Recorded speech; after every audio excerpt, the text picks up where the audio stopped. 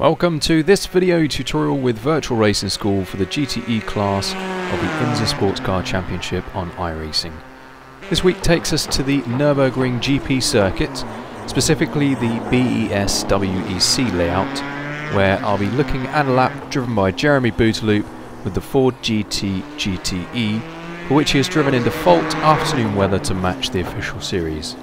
It's worth me mentioning, if you wish to join our group coaching classes, we currently have 2 available time slots for the GTE class, which I'll show you at the end of the video. I'll play the lap in full for you first before then going into further analysis.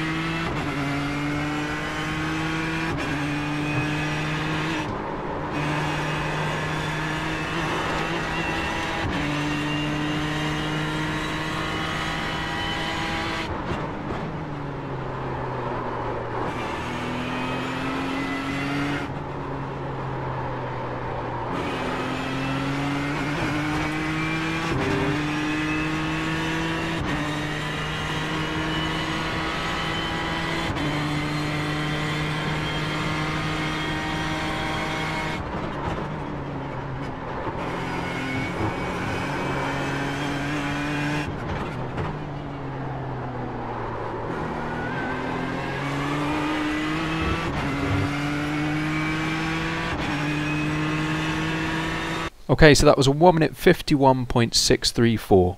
So from the list of data packs on the VRS app, then we're going to choose the IMSA Ford data pack as driven by Jeremy Bouteloup, and we'll choose week 5, which will load the session details, where of course you can download the lap files, the replay and the race setup.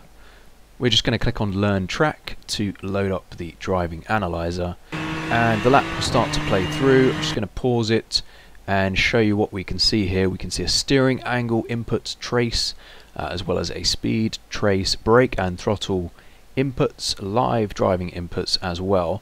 And I'm just going to mute it and slow it to half speed, and I'll select the first sector, which is the run from the start-finish line towards the braking point for turn 1.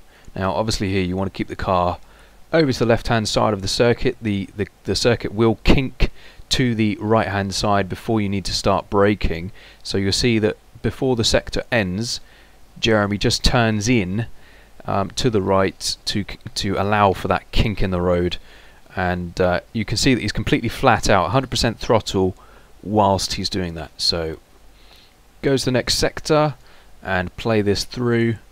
In terms of a braking reference, I'll just switch to chase view to show you that.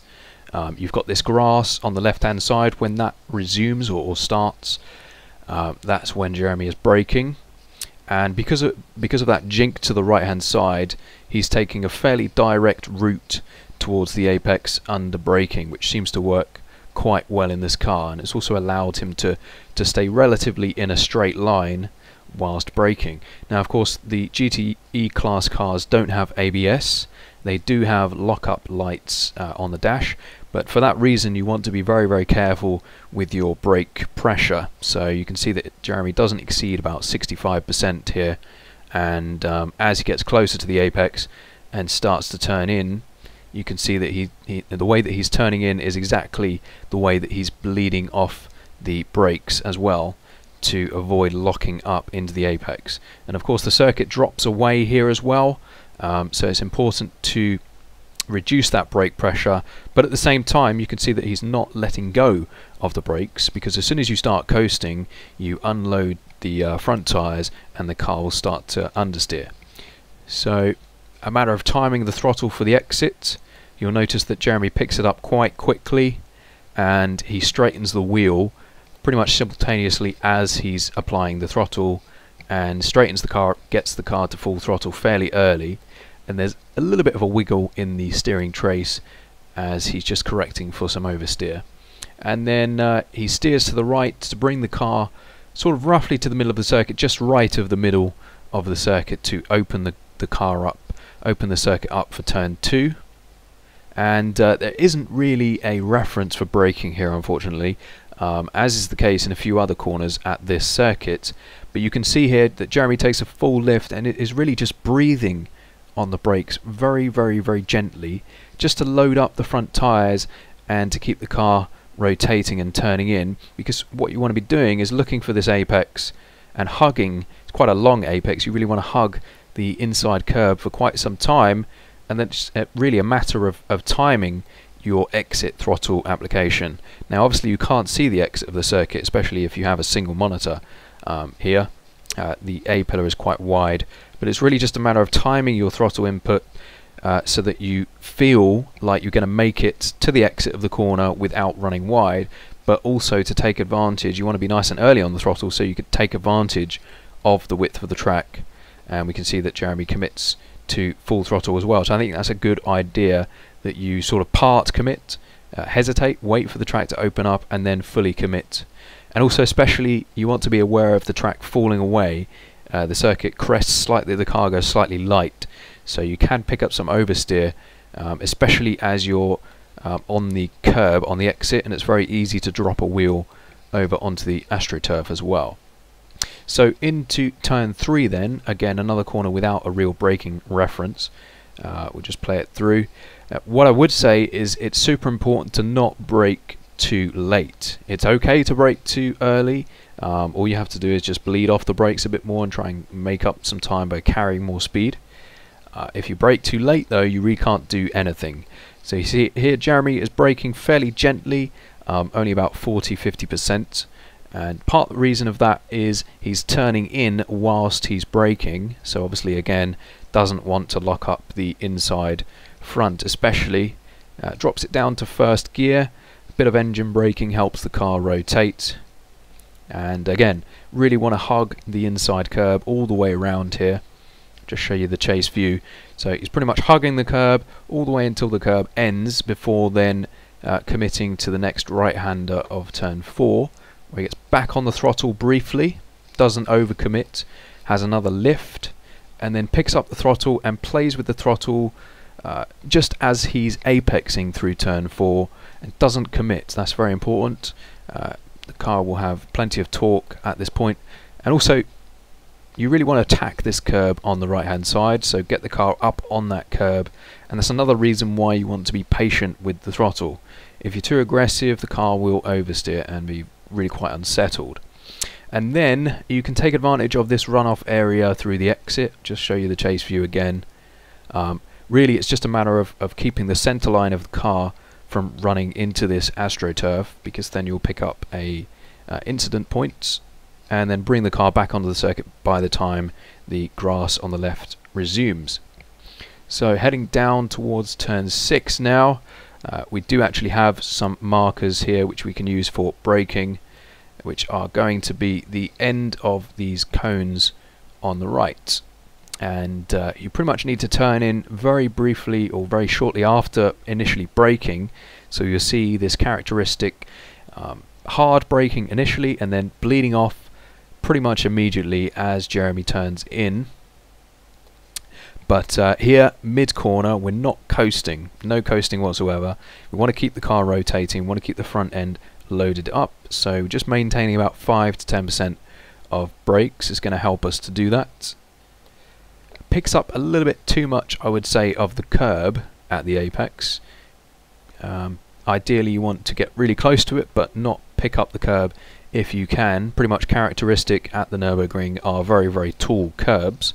And then through the exit, honestly, there's a bunch of different lines that can work here. You can choose to run quite wide here like Jeremy has done, or you can sacrifice some speed through the left to open up the right, which will allow you to brake a bit later for the right and carry more speed. So here, obviously, Jeremy's carried the speed through the left-hander, which means that he needs to brake fairly early for the right-hander. So if you need a reference, it's going to be the start of this curb, and braking hard initially down the hill and then bleeding off and turning in fairly early. There's a little bit of camber in towards the apex, so it's important that you hook up in there, and also to avoid running wide, once again hold those brakes all the way into the apex. And then for the exit, you should be able to be very aggressive with the throttle. We can see that Jeremy picks up full throttle pretty much immediately as soon as he applies it, and then opens the car up onto this exit curb. Some of the curbs you can get away with using, this is one of them. So the following straight just takes us down towards the Dunlop hairpin, which again is very banked, especially at the apex. So we want a fairly early turn in. So Jeremy will start his braking over to the left hand side to open up the corner as much as possible, but we'll see that the line that he takes as he starts braking just after this curb on the left begins is fairly direct towards the apex. So wants to hook up into that camber nicely. Again, we've got this nice trace of braking hard with all the downforce, and then as the downforce comes off, he's bleeding off the brakes, and then as he turns in, he bleeds off the brakes more. And you can sort of almost treat this corner like a double apex. So you get in nice and tight to the curb initially, and then if you run a bit far away from the curb, just like Jeremy is doing here, that's okay, as long as you continue to get the car to slow down and rotate, so that when you do pick up the throttle, just before the car starts to retighten, the car will retighten, and you can pick up that second apex there and get your good exit. So we can see again that Jeremy has been able to pick up the throttle nicely and commit to full throttle fairly early. And another curb which you can use, take advantage of through the exit, as long as you've got the steering nice and straight and the car nice and straight by the time that you pick it up there. So in towards the Schumacher S, and play it through. Don't need to brake here, just have a big lift. Now you'll notice there that Jeremy turned in just off the curb whilst being completely flat out. So this car has plenty of grip at high speed, so you should be able to turn in flat out as long as you have a lift well before you eventually apex. So he's taken his lift now, and he's picked up the throttle again, straight to full throttle, just as he's apexing. So, and if you get it right, then hopefully you won't run too wide into the gravel. Just be aware that you need to have the steering quite nice and straight and the car quite settled if you are going to hit this curb through the second part of the S. Otherwise the car will get very unsettled there. So heading now towards turn 11, and another corner where you do have some braking references. Jeremy will brake here just before the 100 marker, and you want to turn in fairly early. I would say it's probably best to pick up this curb at the apex, and is quite late on the throttle, so well after the apex does Jeremy pick up the throttle, but as per usual he's very aggressive in that initial application, but perhaps slightly different to other corners, he doesn't commit to full throttle, so he's picked it up to about 80% and then is modulating and being patient not to overcommit. And part of the reason for that is he doesn't want to run too wide, because he wants to set up for what is arguably more important, which is turn 12, and he wants to get the car back over to the left hand edge of the circuit before lifting. Now you notice again he's turned in slightly before actually lifting out of the throttle, and there isn't really a brake reference here, and to be honest it's going to vary depending on your line, so just feel it out, and again just tease the brakes really gently depending on how your line is. If you need to tighten your line up and you're running a bit wide, then just squeeze on the brakes a little bit harder, and the front will get a bit more loaded up, and you'll tighten the car up. And then through the exit, very much just a matter of timing it right. You need to be very committed, and you don't want to go too early on the throttle, so the point where you'll have to lift off. That will be a disaster, especially with the long flat out straight afterwards. It does actually have turn 13 involved, but it's completely flat out. So you see that Jeremy commits to full throttle here in third gear, and you'll notice that he runs it out. It's really the speed of the car that's pushing him out wide, using all of the track available to really maximise the exit speed. So it's another curb that you can take full advantage of. So as discussed, turn 13 is completely flat out.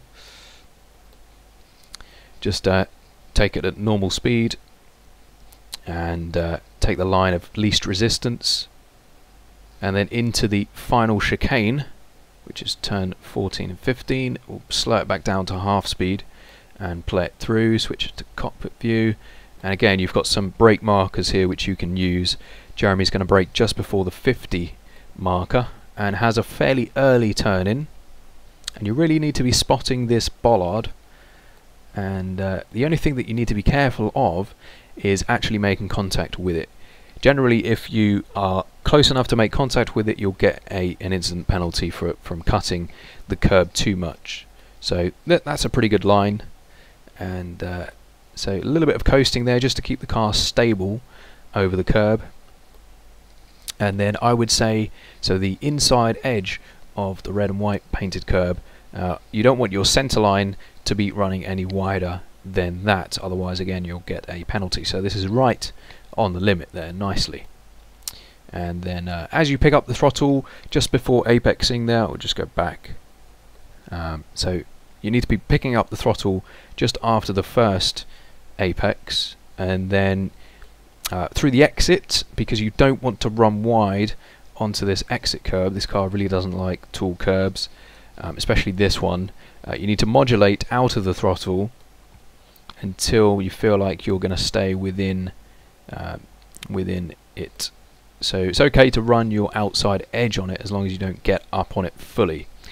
And then what's most important is braking into the last corner, that you're off the curb when you start braking. Now unfortunately again there's not really a braking reference into this last corner, but it doesn't really matter. If you brake too late, it's such a long corner that you can kind of make up for it by slowing the car down a bit more. You will go deep on the entry, but as long as you get the car slowed down and rotated, you can cut back and take a late apex. If you brake too early, that's okay as well. You can just bleed off the brakes a bit sooner and try and maintain more entry and mid-corner speed to try and make up the time. So play it through. Hits the brake hard initially, bleeds off as he turns in, and then he'll pick up the throttle just at the pit entry barrier here on the right. And there are some nasty bumps just through the exit, so doesn't commit to the throttle too aggressively, waits for the car to settle before committing to full throttle, and despite that has a bit of oversteer, which we can see in the steering trace through the exit, but still opens it up there across the line to complete the lap. So what we're just going to do now is show you a brief example of some analysis between two different laps. So I'm just going to close the driving analyzer and we'll navigate to driving stats. I'll choose Jeremy and select the same session for which he uploaded as a data pack. We'll navigate to the session details, and what it will do, which will be similar to how it will look for you, is it will show your best lap versus the data pack target lap. Now obviously if it's the same session, then they'll both be identical if you're the coach that's uploading the data pack. So we're just going to click on see video to load the opportunity, which is obviously 0. And so that we're actually comparing two different lap times, it's loaded side by side video, which you can toggle on or off just up here. We're going to click on laps to select a different comparison lap on the right hand side, and I'm going to choose one of his early laps. This 52.2 will do nicely, And you can see that first of all there are some differences in the setup. Just going to minimize laps again, and we can sort the sector differences to find the sector which is slowest or has the biggest opportunity for him to find time against his ultimate, what is the actual fastest data pack lap. So to summarize what we can see here, we can see the time delta, which is pretty much flat, meaning that the two laps are pretty much identical in terms of lap time until around here, and then pretty much from the middle of the chicane outwards, so through the exits, the earlier lap is where Jeremy is really losing the time. So through the exit we can see that clearly. Just try and play it through to try and understand in a bit more detail why that's the case. So under braking, very similar. In the earlier lap, Jeremy is braking a tiny bit later, and then as he approaches the first apex, we can see that he's just running a bit wide, and perhaps has turned in a bit too late as he's got nearer to the apex. And just before the apex, he's about 0.44 meters wide of the eventual data pack lap, and you can see that he runs even wider after the apex, and as a result, in order to not blow the lap and invalidate the lap, he's really had to lift out of the throttle, or rather hesitate. So he's later on the throttle here, and then has a big lift just here in this highlighted area, which has really compromised his exit speed. So he's down 7 kilometers an hour at this point, and if I play it through, we can see that obviously that's costing him in terms of lap time, and it adds up to be about 1.5 tenths in total. I mentioned earlier that we had some group coaching classes. I'll just show you quickly how to join those if they are of interest to you. So click on Live Coach, and you'll find group classes where you can see various different categories, including the GTE classes that we have here, as run by Rensbrookman and Madison Down for 2 different time slots. So if you're happy with either of those, you'll click on Join, and then just make sure that your details are correct before clicking on Join. Now this will put you onto 4 weeks worth of classes, each an hour in length, so that's 4 classes in total, where each of you will get a mixture of individual coaching as well as being able to ask questions whilst others are having their data looked at. If it's more tailored, personalised coaching that you're looking for, then click on Coaches, choose the coach that you wish to have one-on-one coaching with, and then simply request the session at the top right, where you have various different options depending on your needs. Okay, well, good luck for this week, and feel free to post any questions or comments below. Thanks for watching.